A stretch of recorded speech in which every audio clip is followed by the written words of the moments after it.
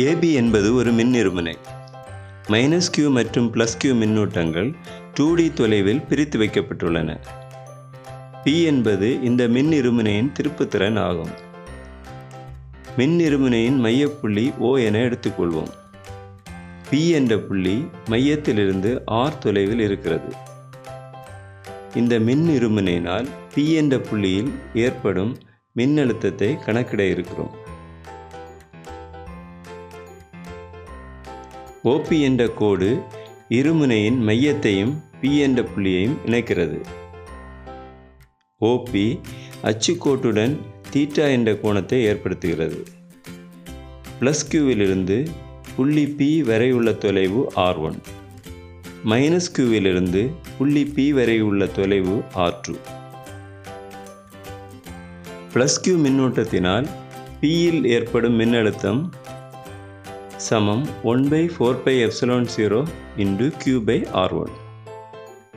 -Q மின்னூட்டத்தினால் P இல் ஏற்படும் மின்னழுத்தம் சமம் 1/4πε0 - Q/R2. மின் இருமுனையினால் P இல் ஏற்படும் மின்னழுத்தம் சமம் V சமம் 1/4πε0 Q/R1 - 1/4πε0 Q/R2. Q/4πε0 பொதுவாக இருப்பதனால் அதை வெளியே எடுக்கலாம். இப்போது V சமம் Q/4πε0 × 1/R1 - 1/R2. இதை சமன்பாடு 1 என எடுத்துக்கொள்வோம். நாம் R1 மற்றும் R2 மதிப்புகளை கண்டுபிடித்து சமன்பாடு 1இல் பிரதியிட வேண்டும். இப்போது R1 மற்றும் R2 மதிப்புகளை கண்டுபிடிப்போம்.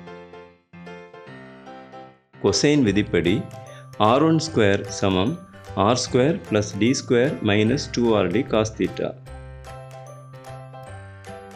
பொதுவாக இருக்கும் R² ஐ வெளியே எடுக்கும்போது R12 சமம் R² × R²/R² + D²/R² - 2RD cos θ/R². R² வெட்டிக்கொள்கிறது. R மற்றும் R² இல் இருக்கும் R வெட்டிக்கொள்கிறது. எனவே R12 சமம் R² × 1 + D²/R² - 2D cos θ/R என எழுதலாம். D ஆனது R ஐ விட மிகவும் சிறியதாக இருப்பதால் D²/R² ஐ புறக்கணிக்கலாம். எனவே R12 ஐ இவ்வாறு எழுதலாம். R12 சமம் R² × 1 - 2D cos θ/R. இருபுறமும் வர்க்கமூலம் காணும் பொழுது R1 சமம் R × 1 - 2D cos θ/R (1/2).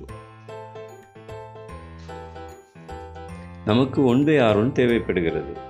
1/R1 சமம் 1/R × 1 - 2D cos θ/R (1/2). ஈருறுப்பு தேற்றத்தை பயன்படுத்தி உயர் அடுக்குகளை புறக்கணிக்கும் போது 1/R1 சமம் 1/R × 1 - (1/2) × 2D cos θ/R. 2 வெட்டப்படுகிறது. 1/R1 சமம் 1/R × 1 + D cos θ/R என கிடைக்கிறது. இதுபோல R22 R² + D² - 2RD cos 180 - θ. cos 180 - θவை cos θ என எடுத்துக்கொள்ளலாம். எனவே R22 சமம் R² + D² + 2RD cos θ என கிடைக்கிறது. பொதுவாக இருக்கும் R² ஐ வெளியே எடுக்கும்போது R22 சமம் R² × 1 + D²/R² + 2D cos θ/R என கிடைக்கிறது. D²/R² ஐ புறக்கணிக்கும் போது R22 சமம் R² × 1 + 2D cos θ/R என கிடைக்கிறது.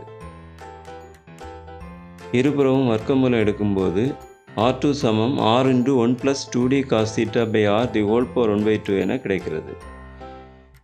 நமக்கு 1/R2 தேவைப்படுகிறது. எனவே 1/R2 சமம் 1/R × 1 + 2D cos θ/R (1/2) ஆகிறது. பைனாமியல் தேற்றத்தை பயன்படுத்தி உயர் அடுக்குகளை புறக்கணிக்கும் போது 1/r2 சமம் 1/r into 1 plus minus 1/2 into 2d cos theta by r. 2 வெட்டி கொள்கிறது. 1/r2 சமம் 1/r into 1 minus d cos theta by r என கிடைக்கிறது. நமக்கு 1/r1 சமம் 1/r into 1 plus d cos theta by r எனவும் 1/r2 சமம் 1/r into 1 minus d cos theta by r எனவும் கிடைத்திருக்கிறது. இந்த 1/r1 மற்றும் 1/r2 மதிப்புகளை சமன்பாடு 1இல் பிரதியிடுவோம். v சமம் q by 4 pi epsilon 0 into 1/r into 1 plus d cos theta by r minus 1 minus d cos theta by r. அடைப்புக்குறியை நீக்கும்போது v சமம் q by 4 pi epsilon 0 into 1/r into 1 plus d cos theta by r minus 1 plus d cos theta by r. minus 1 மற்றும் plus 1 வெட்டி கொள்கிறது. v சமம் q by 4 pi epsilon 0 into 1/r into 2d cos theta by r. இதனை v சமம் q into 2d cos theta by 4 pi epsilon 0 r square என எழுதிக் கொள்ளலாம். q into 2d சமம் p என்பது ஏற்கனவே நமக்கு தெரியும். p என்பது மின் இருமுனையின் திருப்புத்திறன் ஆகும். எனவே q into 2dக்கு பதிலாக p ஐ பயன்படுத்தும் போது v சமம் p cos theta by 4 pi epsilon 0 into r square கிடைக்கிறது. இதற்கு 3 சிறப்பு நேர்வுகள் இருக்கிறது. முதல் சிறப்பு நேர்வு, புள்ளி P ஆனது இருமுனையின் அச்சுக்கோட்டில் ப்ளஸ் Qக்கு அருகில் அமைந்தால் தீட்டாவானது 0வாக இருக்கும். எனவே V சமம் P cos 0 by 4 pi epsilon 0 into r square சமம் P by 4 pi epsilon 0 r square என கிடைக்கிறது. புள்ளி P ஆனது இருமுனையின் அச்சுக்கோட்டில் மைனஸ் Qக்கு அருகில் அமைந்தால் தீட்டா சமம் 180. V சமம் P cos 180 by 4 pi epsilon 0 into r square.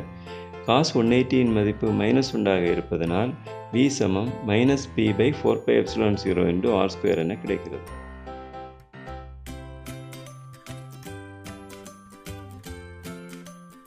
புள்ளி P ஆனது இருமுனையின் நடுவரை கோட்டில் அமைந்தால் தீட்டாவானது 90 டிகிரி ஆக இருக்கிறது. எனவே V சமம் P cos 90 by 4 pi epsilon 0 r square. cos 90 இன் மதிப்பு 0 ஆக இருப்பதனால் V சமம் 0 ஆக கிடைக்கிறது.